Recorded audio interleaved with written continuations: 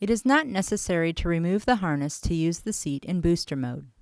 Loosen the harness completely. Release the harness buckle and open the chest clip. Unhook the harness straps from the yoke.